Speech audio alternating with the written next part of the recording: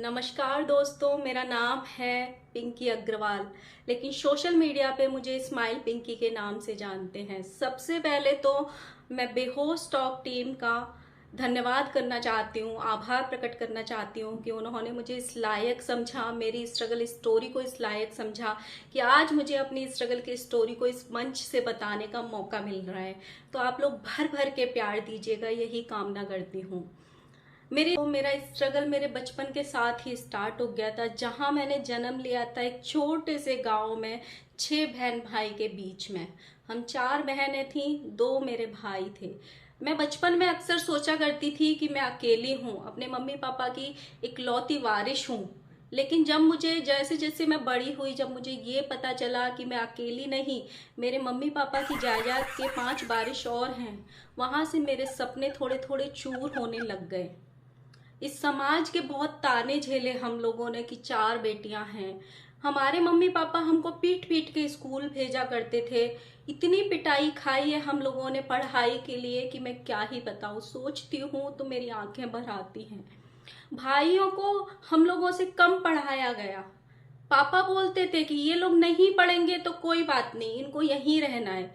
तुम्हारा पढ़ना जरूरी है क्योंकि तुमको पराए घर जाना है, अपना घर भी संभालना है, वहां का भी घर संभालना है, अपने बच्चों को भी संभालना है, तो तुम्हारा पढ़ना बहुत ज्यादा जरूरी है। इसीलिए बचपन में बहुत मार खा खा के भी स्कूल भेजा करते थे कि नहीं जाओ।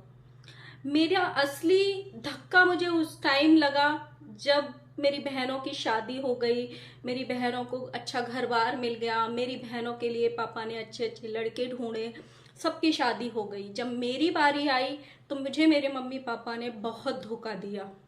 एक ऐसा धोखा जो शायद मैं जिंदगी में कभी भूल ही नहीं पाऊं। मेरी बड़ी बहन के लिए बहुत लड़के देखे मेरे माँ बाप ने, मेरी छोटी बहन के लिए 4-5 रिश्ते तो देखे ही होंगे। लेकिन जब मेरी बारी आई तो मेरे पापा ने पहला लड़का देखा, उसी से मेरी शादी फिक्स कर दी। ऑप्शन ही नहीं दिए मुझे। इस चीज की चुभन आज तक होती है दिल में। बहुत दर्द हुआ। मैं पूरी जिंदगी आलू खाकर बड़ी हुई। सुबह आलू, शाम को आलू, दोपहर को आलू। जिंदगी की असली परीक्षा मेरी ससुराल आके स्टार्ट हुई। जैसे ही मैंने ससुराल में कदम रखा, मेरे हाथों की मेहंदी तक नहीं छूटी थी। मैं कपड़े तक चेंज नहीं करी थी, लहंगे में थी कि मेरे सामने खाना आया। और जब मैंने खाने को देखा तो दोस्तों, मेरे पैरों तले जमीन खिसक गई। जिस लड़की ने पूरी जिंदगी आलू खा खा के अपनी जिंदगी का गुजारा किया हो, उस लड़की के आगे अगर करेला की सब्जी आ जाए, वो क्या ही करे, उस पे क्या बीतेगी, बहुत सारे लोग इसको समझ सकते होंगे। एक मिनट, जब भी मैं ऐसा सोचती हूँ ना, मेरी आंखें भर आती हैं। एक मिनट।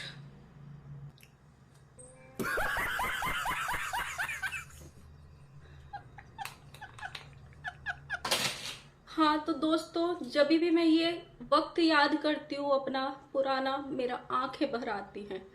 मैं क्या ही बताऊं कि मैंने उस करेलों को कैसे कैसे निगल के खाया, फिर अपनी माँ को फोन लगाया और आधे घंटे तक दहाड़े मार मार कर रोई कि तुमने मुझको क्यों करेला खाना नहीं सिखाया, आज मुझे करेला खाना पड़ा है सिर्फ तुम्हारी वजह से।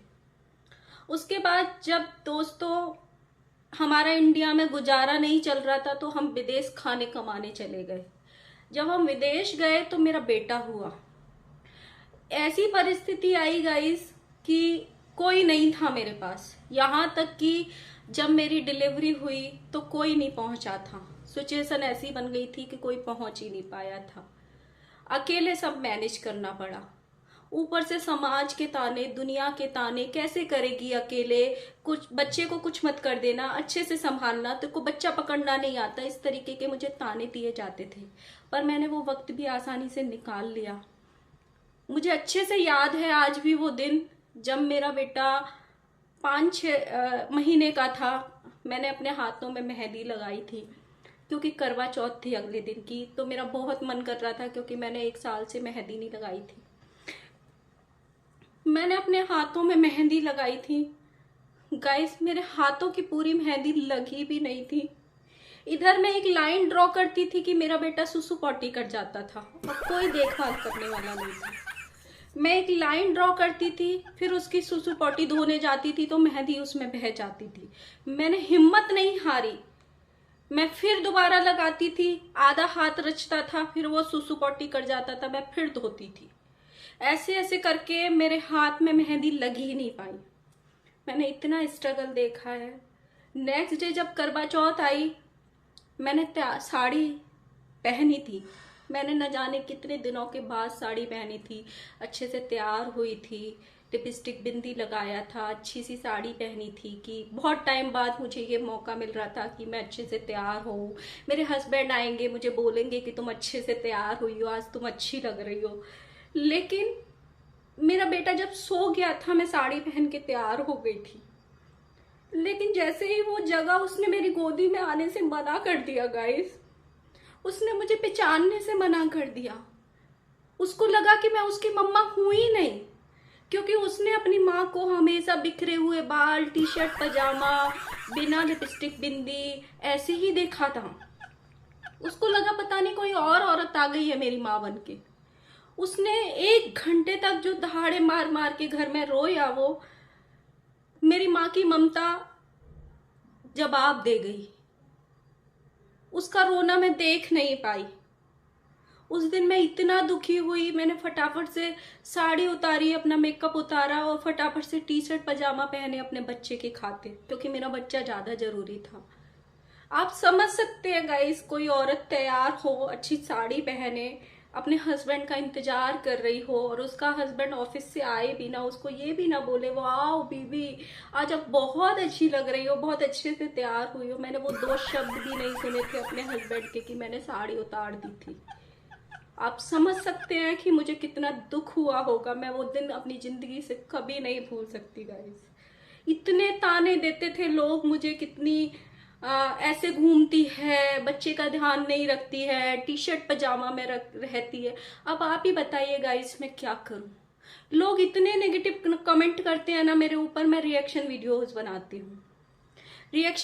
बनाती हूँ, जब लप्पू लप्पी पे बनाती हूँ तो लप्पी लप्पू के अंधभक्त आके मुझे नेगेटिव कमेंट करते हैं। मेरे दिल को चुभते हैं वो कमेंट। इतनी ट्रोलिंग आखिर क्यों? मैं भी तो इंसान हूं। मैं क्या गुनाह कर दिया रिएक्शन बना के? उनकी गलतियां पॉइंट आउट करती हूँ। इतना क्या हो गया? जगत दीदी पे बनाती हूँ तो उनके अंधभक्त आके कमेंट कर देते हैं कि अपना कुछ दिखाओ।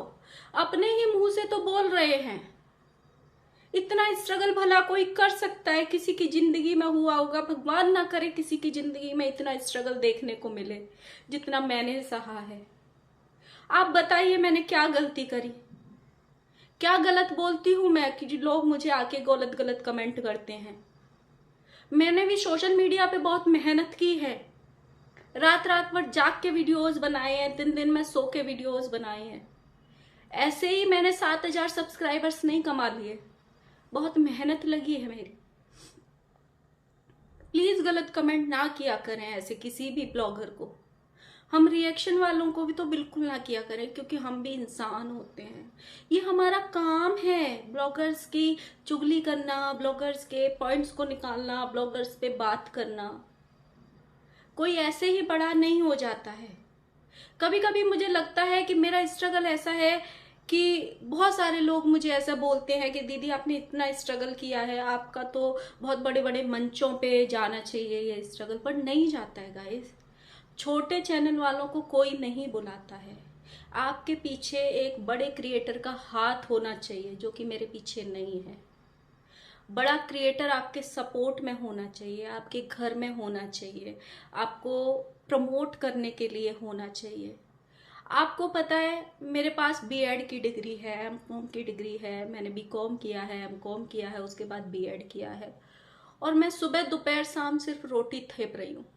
सुबह रोटी, शाम को रोटी, दोपहर को रोटी, यही बना रही हूँ। उसके अलावा कुछ है ही नहीं गाइस। इतना स्ट्रगल, बहुत सारी बातें आज भी इस दिल में दफन है, बट मैं आप लोगों को बता के नहीं चाहती हूँ कि मैं अपनी ऑडियंस का मन दुखी करूँ, क्योंकि मुझे बहुत लोग प्यार करते हैं। कुछ ऐसे हैं 10-20 लोग जो नेगेटिव कमेंट करते हैं, नेगेटिविटी ढूंढ लेते हैं। कोई शक्ल पे कमेंट करता है, कोई अकल पे कमेंट करता है, कोई बॉडी पे कमेंट करता है, तो कोई किसी चीज़ पे कमेंट करता है। लेकिन बहुत सारे लोग हैं, मुझे उनके लिए वीडियोस बनानी है, मुझे उनको अपना पक्ष बताना है, उनको अपना वो दिखाना है कि मैं भी कर सकती हूँ, मैं भी गट्स रखती हूँ कुछ करने का। बहुत सारे कुछ है कहने को, लेकिन अगर मैं बताने बैठूंगी तो कब सुबह से शाम हो जाएगी पता ही नहीं चलेगा। मेरे स्ट्रगल की कहानी इतनी लंबी है, इतनी लंबी है कि मैं क्या ही बताऊं आपको। सो गाइज, आई होप आप मेरे इतने से ही स्ट्रगल को, जिंदगी का एक पहलू को मेरे को प्यार देंगे। और कभी मौका अगर दोबारा मिला हमें, और बेहोश टॉक ने हमें दोबारा कभी यहाँ आने का मौका दिया, तो मैं जिंदगी का अपना दूसरा पहलू जरूर शेयर करना चाहूँगी। सो गाइज, इसी वीडियो को प्यार देना और भर भर के लाइक एंड सब्सक्राइब करना। धन्यवाद। एंड अगेन धन्यवाद बेहोश टॉक टीम का, जिन्होंने मुझे ये मौका दिया अपनी स्ट्रगल स्टोरी सुनाने का। Thank you.